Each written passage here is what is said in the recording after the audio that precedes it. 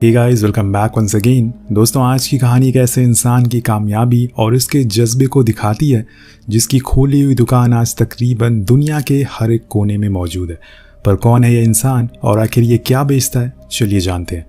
रे नाम का आदमी जिसकी एक मिक्सर की फैक्ट्री है, लेकिन कई दिनों से उसके प्रोडक्ट को कोई खरीद नहीं रहा है, इसलिए वो परेशान रहने लगा। लेकिन एक दिन उसकी सेक्रेटरी उसे बताती, सर हमें 6 मिक्सर का ऑर्डर आए। तो हैरान रह जाता है कि आखिर एक साथ किसको इतने मिक्सर चाहिए। वो उस आदमी से कॉल पर बात करता और फिर उसकी शॉप पर पहुंचता है, जिसके बाहर लोगों की लाइन लगी थी। ये नज़ारा रे के लिए थोड़ा अजीब था, क्योंकि ये वो समय है जब लोग रेस्टोरेंट तो जाते थे, लेकिन उनका फूड खुद उनकी कार के अंदर ही लाकर सर्व किया जाता था। लेकिन यहाँ तो लोग खुद लाइन में लगे हैं, तो वो भी लग जाता है और जब उसकी बारी आती है तो वो अपना ऑर्डर देता है, जो कुछ ही सेकंड में आ जाता है। जिसे देखकर वो शौक था। वो उस स्टाफ से पूछता है कि मैं इसे कहाँ बैठकर खाऊं। तो वो कहता है कि जहां पर आपका मन करे वहां खा सकते हैं सर। अब यहाँ रे जाकर सभी की तरह बाहर लगी बेंच पर बैठकर खाने लगता है। तभी वहां पर एक साफ सफाई करने वाला आदमी आता है और उसे पूछता है कि आपको बर्गर कैसा लगा सर। वो कहता है कि बहुत ही बढ़िया है। देन वो आदमी अपना नाम मैकडोनल्ड बताता है। अब आप इससे तो समझ गए होंगे कि यहाँ पर हम किस शॉप और किस आदमी की बात कर रहे हैं। आपने ज़रूर अपनी लाइफ में कभी ना कभी एक बार मैकडी के बर्गर ज़रूर खाए होंगे। लेकिन आज हम आपको बता दें कि कैसे एक आदमी ने रोड साइड ठेले से एक साल में $23 बिलियन कमा डाले। चलिए कहानी पर आते हैं। रे फौरन अपना कार्ड दिखाता और कहता है कि मैं इस शॉप का टूर करना चाहता हूँ। वो उसे अंदर ले जाते हैं और वहाँ के लोगों की स्पीड देखकर वो हैरान था। तभी वहाँ पे हम मैकडोनल्ड के भाई डिक डोनाल्ड को देखते हैं और उसी का ये बिजनेस आइडिया था। तो रे पूछता है कि आखिर तुम लोग ये सब चीज़ें लाते कहाँ से हो। बताता है कि यहाँ पर जितनी भी चीज़ें मौजूद है उन्हें हम खुद अपने हाथों से बनाते हैं और लोगों को खिलाते हैं, जो कि उन्हें बहुत पसंद भी आती है। उनकी बातों से रे काफ़ी इम्प्रेस हो गया था, इसलिए वो उस रात वहीं रुकता है और फिर उन दोनों से उनकी शुरुआत की कहानी सुनता है। दोनों भाई बताते हैं कि हम हमेशा से मूवी बिजनेस चलाना चाहते थे, जिसके लिए हमने एक थिएटर भी खोला था।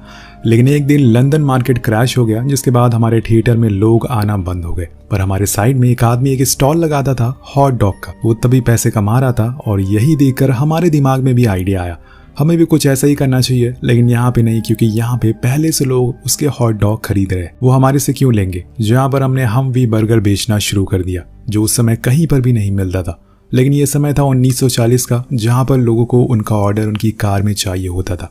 इसलिए हमने भी वही ट्रेंड फॉलो किया, पर इससे ज़्यादा कामयाबी हाथ नहीं आई। कई बार हमारी प्लेट्स चोरी हो जाया करती थी या फिर टूट जाती थी, जिससे कि हमें ज़्यादा नुकसान होता था। और इसीलिए मैंने एक दूसरा आइडिया सोचा। रे कहता है कि कौन सा आइडिया। वो बताता है कि प्लेट्स ना यूज़ करके हम डिस्पोजल चीज़ों को यूज़ करने लगे और उसमें ऑर्डर देने लगे, और धीरे धीरे लोगों को इसकी आदत लग गई। उन्हें कोई दिक्कत भी नहीं होती थी। लेकिन अभी भी हम एक चीज़ में पीछे थे, और वो था देर में ऑर्डर सर्व करना। इसलिए मैंने और लोगों को काम पर रखा और आज हम 30 सेकंड में एक हम बर्गर रेडी कर देते हैं, और दिन के 30,000। बस 30 सेकंड में एक बर्गर। अब ये सुनकर रे काफ़ी शौक था कि आखिर ये कैसे हो सकता है। तो यहाँ पर डिक डोनाल्ड उसे बताता है कि इसके लिए मैंने एक टेनिस कोर्ट में एक स्केच तैयार किया है, और फिर उसमें अपने स्टाफ को कहा कि तुम्हें 30 सेकंड के अंदर एक फेक ऑर्डर तैयार करना है। हालांकि यह मुश्किल तो था, लेकिन नामुमकिन नहीं।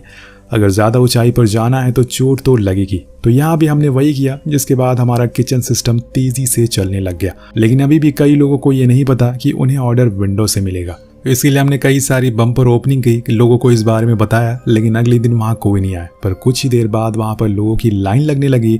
तो कुछ इस तरह से ये थी हमारी कहानी, जिसके बाद रे वहाँ से चला जा। लेकिन यहाँ जाने के बाद भी उसके दिमाग में वही मैकडोनल्ड के बर्गर ही घूम रहे थे। उसे समझ नहीं आ रहा था कि असल में ये सब कैसे हो सकता है, कोई इतनी जल्दी इतना कामयाब कैसे हो सकता है। इसलिए अगले दिन वो फिर उन दोनों भाई के पास जाता है और उनसे कहता है कि अगर तुम लोग चाहो तो मैं तुम्हारी और भी फ्रेंचाइजी खुलवा सकता हूँ। वो कहता है कि हमने ये पहले भी ट्राई किया है, पर काम नहीं चला, इसलिए अब हम इसी रेस्टोरेंट पर फोकस कर रहे हैं।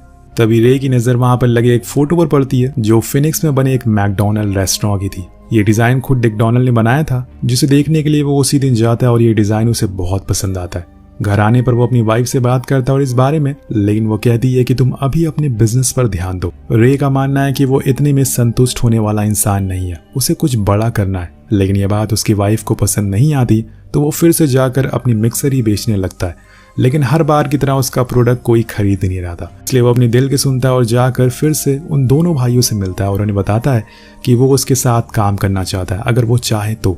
वो दोनों आपस में इस बारे में बात करते हैं और काफ़ी डिस्कशन के बाद वो मान जाते हैं। और फिर वो उन्हें कॉन्ट्रैक्ट पर साइन करा देते हैं। लेकिन इसके बाद उस फ्रेंचाइजी को कोई खरीद नहीं रहा था, इसलिए रे एक बहुत बड़ा फैसला लेता है। वो अपना घर गिरवी रखकर बैंक से लोन लेता है और उसे एक मैकडॉनल्ड रेस्टोरेंट खोलता है, यानी कि एक नई फ्रेंचाइजी। कुछ दिनों के बाद वो रेस्टोरेंट काफी अच्छा चलने लगा। वो इस बिजनेस में अपनी पूरी जान लगा देता है। वो रात में उठकर बाहर क्लीनिंग भी खुद ही करता है, क्योंकि वो इस बिजनेस को आसमान की ऊंचाइयों पर ले जाना चाहता था।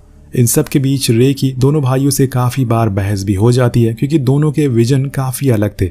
दोनों क्वालिटी पर बिलीव करते थे, लेकिन रे इस बिजनेस को और आगे जाना चाहता था। अब एक दिन रे और उसकी वाइफ क्लारा एक रेस्टोरेंट में जाते हैं, जहां पर वहां के लोग को वो अपना बिजनेस के बारे में बताते हैं। सभी उनका मजाक उड़ाते हैं, लेकिन बाद में वो उसके पूरे प्लान को सुनते हैं तो यहाँ उसे मिल जाते हैं 3 नए लोग जो मैकडॉनल्ड की फ्रेंचाइजी खरीदना चाहते थे और फिर वहाँ हैमबर्गर बेचना शुरू कर देते हैं। वो पहले से काफी फेमस था, तो वहां पर बहुत सारे लोग आने लगते हैं। वहीं दोनों भाइयों को भी पता चलता है रे ने 3 फ्रेंचाइजी और खोली है। इससे वो खुश तो होते हैं, लेकिन मैकडॉनल्ड अपने भाई से कहता है कि कहीं इस मैकडॉनल्ड का स्टैंडर्ड ना गिर जाए। उसे कही हुई बात सच भी हो जाती है, क्योंकि कुछ ही दिनों बाद जब रेस्टोरेंट अच्छे से चलने लग गया था तो वो लोग अपना सामान वहां बेचने लग गए थे और बाहर बहुत ही गंदगी करने लगे थे, जैसे कि उनका स्टैंडर्ड भी बहुत ज्यादा गिर जाता है। ये सब भी रे देख लेता है। वो फौरन उन लोगों के पास जाता है और उन्हें सही से सुनाता है कि अगर तुमने ऐसे और दिन किया तो मैं तुमसे ये फ्रेंचाइजी वापस ले लूंगा। अब घर आने पर रे और क्लारा के बीच में उसके दोस्तों को लेकर थोड़ी अनबन हो जाती है, जो उसे पसंद नहीं आती। लेकिन इसके बाद रे धीरे धीरे करके कई सारे प्रोग्राम शुरू कर देता है, जिसमें वो लोगों को बताता है कि आप खुद के सपने को कैसे पूरा कर सकते हैं। और अगर आपको लगता है कि आपके पास पैसे नहीं है लेकिन आपके पास हुनर है तो मेरे पास आइए, मैं आपको मौका दूंगा पैसे कमाने का। बेसिकली दोस्तों, वो मोटिवेशन के जरिए अपने बिजनेस को प्रमोट करने लगा था। अब रे के ऑफिस में एक आदमी बाइबल बेचने आता है, लेकिन वो उसे फ्रेंचाइजी का ऑफर देता है और वो मान जाता है और उसके काम करने के तरीके को वो देखकर बहुत पसंद करता है। वो दोनों मिलकर एक और रेस्टोरेंट चलाना शुरू करते हैं, जिसके बाद तो मानो लाइन लग जाती है। बहुत सारे लोग एक एक करके फ्रेंचाइजी खरीदना शुरू कर देते हैं और रे भी इससे काफी खुश था। लेकिन एक दिन उसकी सेक्रेटरी बताती है कि हमारे पास अब पैसे की कमी हो रही है, आपको कुछ % और शेयर लेना पड़ेगा। लेकिन जब वो दोनों भाइयों से बात करता है तो वो मना कर देते हैं और कहते हैं कि हमारी डील इतने % पर हुई थी। गुस्से में फोन रख देता है और इस चीज को लेकर उसकी और क्लारा के बीच लड़ाई भी होना शुरू हो जाती है। क्लारा को लगने लगा था कि अब उसकी वैल्यू रे के लिए कम होती जा रही है। अब यहाँ वो एक बार फिर से अपने दोस्त के पास जाता है, जो कि एक रेस्टोरेंट चलाता था। वो उसे कुछ पैसे उधार देने के लिए कहता है, लेकिन उसके पास खुद पैसे नहीं थे। और रे की भी यही दिक्कत थी। उसकी वाइफ जूली उसे बताती है कि मेरे पास एक आइडिया है। वो उन्हें एक इंस्टा मिग नाम के पाउडर के बारे में बताती, जिसे पानी में मिलाकर कुछ ही देर में एक मिल्क शेक बनाया जा सकता है, और कहती है कि अगर तुम इसे यूज करोगे तो तुम्हारी फ्रेंचाइजी में $100 बच सकते हैं। वो फौरन जाकर डिक डोनर से बात करता है और उसे इस बारे में बताता है, लेकिन वो साफ साफ मना कर देता है और कहता है कि बिना मिल्क के मिल्क शेक कैसे बन सकता है। दरअसल वो किसी भी तरह का कोई भी कॉम्प्रोमाइज़ नहीं करना चाहता था, क्योंकि लोग उनकी क्वालिटी की वजह से बर्गर खरीद रहे। उसे अपने कस्टमर को अच्छी चीज़ें खिलानी है, ना कि ज़्यादा के चक्कर में उन्हें ख़राब चीज़ें सर्व करनी है। लेकिन यहाँ अब रे कर्ज में डूबता जा रहा था। उसे कुछ समझ नहीं आ रहा था कि वो क्या करे। ऊपर से बैंक वाले उस पर लगातार प्रेशर डाले जा रहे थे। अब बैंक से निकलते समय उसे हैरी नाम का आदमी मिलता है, जो बिल्डर था। वो उसे अपने साथ अपने ऑफिस ले जाता है और वहाँ कहता है कि मुझे पता है कि आपके साथ क्या हो रहा है, इसलिए मैं आपको एक आइडिया ऑफर करना चाहता हूँ।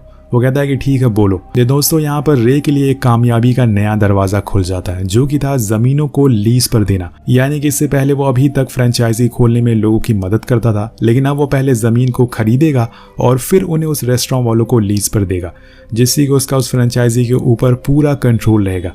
इसके बाद वो उसके ऊपर कोई प्रेशर भी नहीं रहेगा, वरना अभी तक उसे सब कुछ डिक और मैक से पूछ कर करना होता था। यहाँ पर उसे मैकडॉनल्ड का 1.7% ही मिल रहा था, लेकिन अगर वो जमीन को लीज पर देगा तो उसे ज्यादा प्रॉफिट होगा। मतलब वो बर्गर के नाम पर रियल एस्टेट बिजनेस कर सकता है, जो कि मैकडॉनल्ड बहुत ही ज्यादा पॉपुलर है, इसलिए ज्यादा से ज्यादा लोग फ्रेंचाइजी खरीदेंगे और वो उतनी ज्यादा प्रॉपर्टी लीज पर देगा। एक तो उसे रेंट के पैसे मिलेंगे और दूसरा उसे फ्रेंचाइजी के पैसे। उसे आइडिया सही लगता है और इसमें हैरी उसकी मदद भी करता है, जिससे कि उसे कुछ पैसे मिल सके, जिससे वो पहली कोई ज़मीन खरीद सके और फिर उसके बाद उसके प्रॉफिट से दूसरी कोई ज़मीन। ऐसे ही कई सालों तक चलता रहता है और आज के समय में यानी कि 90 साल बाद मैकडॉनल्ड इतना बर्गर सेल करके नहीं कमाता जितना वो प्रॉपर्टी से कमा रहा है, और इसका भी क्रेडिट रे को ही जाता है। लेकिन इस बात के बारे में जब दोनों भाइयों को पता चलता है तो वो उस पर बहुत गुस्सा होते हैं, चिल्लाते हैं और कहते हैं कि तुमने हमसे बिना कुछ पूछे ये कैसे कर लिया, तुम्हें कॉन्ट्रैक्ट पर साइन करा है। वो कहता है कि कॉन्ट्रैक्ट कभी भी टूट सकता है, तो डिक बोलता है कि मैं तुम पर केस कर दूंगा। लेकिन ये इतना आसान नहीं था, क्योंकि इस समय पर रे एक सक्सेसफुल प्रॉपर्टी डीलर है। उसके पास देश के हर कोने में 17 प्रॉपर्टीज़ हैं। उसके ऊपर से उसकी सारी फ्रेंचाइजी भी है। और दूसरी ओर वो दोनों भाई बस एक मामूली से रेस्टोरेंट चलाते हैं। लेकिन यहाँ रे उन्हें बताता है कि जब मैं पहली बार तुम्हारे पास आया था, मुझे पता चल गया था कि तुम जो बेच रहे हो उसे लाखों करोड़ों कमा सकते हो, लेकिन तुम लोगों की सोच बहुत ही छोटी है, इसलिए तुम लोग वहीं के वहीं रह गए। और मुझे देखो, मैं आज कहाँ पर आ गया हूँ। ये सब सुन के मैक वहीं गिर जाता है। दूसरी ओर हम देखते हैं कि जूली और उसका हस्बैंड रे के पास आते हैं इंस्टा मिल्क के पाउडर लेकर, जिससे कि वो मिल्क शेक बनाएंगे, जो कि उसे सस्ता और आसान भी पड़ेगा। लेकिन इन सब के बीच जूली और रे के बीच नज़दीकियाँ बढ़ने लग गई थी। वो रात रात भर बातें करते थे।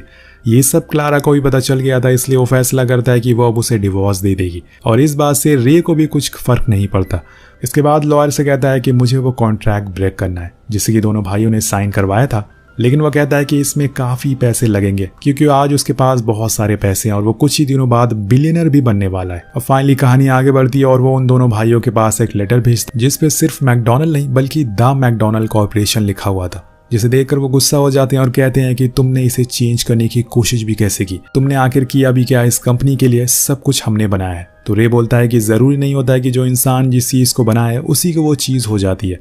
दुनिया में लाखों लोग हर दिन बिलियनर बनने का सपना देखते हैं, लेकिन बन नहीं पाते हैं, क्योंकि वो अपने प्लान को एग्जीक्यूट नहीं कर पाते। मेरे पास प्लान था और उसकी वजह से मैंने इतना बड़ा एम्पायर खड़ा कर दिया है। लेकिन मैकडॉनल्ड को उसकी ये बातें सही नहीं लगती। उसे बहुत बड़ा झटका लगता है कि आखिर उसके बिजनेस से कोई और $1 बिलियन कैसे कमा सकता है। यही सोचकर वो वहां पे बेहोश हो जाता है। अब अगले दिन हॉस्पिटल में उसे मिलने रे आता है और उसे एक ब्लैंक चेक देकर वापस आ जाता है, जिसका ये साफ मतलब था कि अब वो उसकी कंपनी को खरीदना चाहता है। अगले दिन रे उसे फोन करता है और उसे बताता है कि मुझे और मेरे भाई को पूरे $4 मिलियन चाहिए और साथ में वो कंपनी में 1% शेयर भी। आखिरी चीज, वो जगह भी चाहिए जहां पर हमने ये शुरुआत की थी। लेकिन ये बात रे को मंजूर नहीं थी। उसका लॉयर कहता है कि हमें इस बारे में उनसे बात की है, लेकिन वो नहीं मान रहे। कुछ दिनों बाद इन दोनों की दोबारा से मीटिंग होती है, तो वो उनके लॉयर से कहता है कि हमने आपकी सारी कंडीशन मंजूर कर ली है, लेकिन बस एक नहीं, और वो है कंपनी का 1% शेयर। लेकिन इसके बदले में आपको कंपनी से रॉयल्टी हर साल मिलती रहेगी। अब वो दोनों भाई मान जाते हैं और फिर उस पेपर पर साइन कर देते हैं। पर ऐसा कुछ आगे जाकर हो जाएगा दोनों भाइयों ने कभी सोचा नहीं था। एक दिन उनका बिजनेस खुद उनसे कोई छीन कर ले जाएगा। इसलिए डिक जब रे से मिलता है तो वो उससे एक सवाल पूछता है कि हमने तो तुम्हें अपनी पूरी कहानी बताई, अपनी सारी चीजें बताई, फिर भी तुमने हमारे आइडिया को कॉपी नहीं किया। तो वो कहता है कि मैं यहाँ पर तुम्हारे आइडिया को कॉपी करने के लिए नहीं आया था। न जाने कितने लोगों को तुमने इस आइडिया को बताया होगा, उन्होंने तुम्हारे जैसे रेस्टोरेंट भी खोले होंगे, लेकिन वो सक्सेसफुल नहीं हुए। लेकिन मैंने दूसरा रास्ता अपनाया। और तुम्हें क्या लगता है कि मैकडॉनल्ड तुम्हारी वजह से चलता है? नहीं, ऐसा नहीं है। ये बस अपने नाम की वजह से चलता है। इसके बाद रे हमें कुछ बातें बताता है। वो बोलता है कि आपको क्या लगता है कि कैसे एक 54 साल का बूढ़ा आदमी दुनिया में 1600 रेस्टोरेंट खोल डालता है? कैसे वो दुनिया का 7वां बिलियनर बन जाता है? मैं आपको बता दूं कि ये बस मेरी जिद की वजह से हुआ है। मेरी जिद ने ही मुझे इस काबिल बनाया, वरना आज भी मैं एक मिल्क मशीन बेचने वाला रह जाता। अगर आपको इस काबिल बनना है तो किसी चीज की जिद करिए और तब तक करते रहिए जब तक वो आपकी ना हो जाए। नेक्स्ट सीन में हम दोनों भाइयों को देखते हैं जो कॉन्ट्रैक्ट के मुताबिक वो अब मैकडॉनल्ड के नाम को यूज नहीं कर सकते, इसलिए रेस्टोरेंट से उनका नाम को भी हटाया जा रहा है, जिसे देखकर दोनों भाई बहुत ही इमोशनल हो जाते हैं। और इसके बाद से रे मैकडॉनल्ड में सिर्फ बड़े M का सिंबल बना देता है। अब आखिर में हम दोनों भाइयों को और रे की कुछ रियल इमेजेस भी देखते हैं। साथ में ये भी पता चलता है कि दोनों भाइयों को उसके बाद कभी कोई पैसे नहीं मिले और ना ही कोई रॉयल्टी मिली, जिसकी कीमत आज $100 मिलियन है। आगे जाकर हैरी को मैकडॉनल्ड कॉर्पोरेशन CEO बना दिया जाता है। उसकी वजह से आज मैकडॉनल्ड दुनिया के 100 देशों में मौजूद है और आज के समय में दुनिया का सबसे बड़ा रियल एस्टेट का बिजनेस भी है। जैसे कि मैंने आपको बताया कि मैकडॉनल्ड रियल एस्टेट से ज्यादा प्रॉफिट कमाता है, ना कि बर्गर बेचकर। और साथ में हर दिन मैकडॉनल्ड दुनिया के 1% लोगों को फीड करता है, खाना खिलाता है।